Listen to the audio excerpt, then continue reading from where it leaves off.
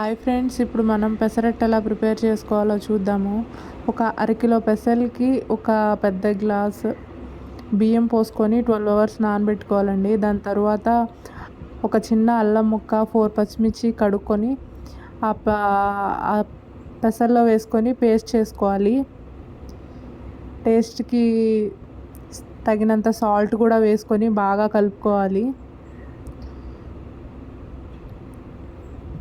కలుపుకున్న తర్వాత ఇప్పుడు ప్యాన్ పెట్టుకొని ఆ బ్యాటర్ని 2 స్పూన్స్ దాని మీద 2 గంటలు దాని మీద వేసుకొని బాగా దోశలాగా వేసుకున్న తర్వాత ఆనియన్స్, జీలకర్ర కలిపి వేసుకోవాలండి.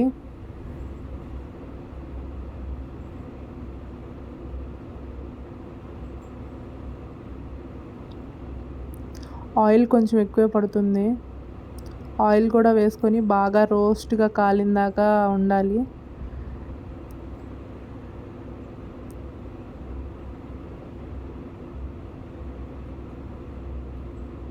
చాలా రోస్ట్గా కాల్చుకున్న తర్వాత పల్లీ చట్నీ, టొమాటో చట్నీతో తింటే చాలా టేస్ట్ బాగుంటుందండి.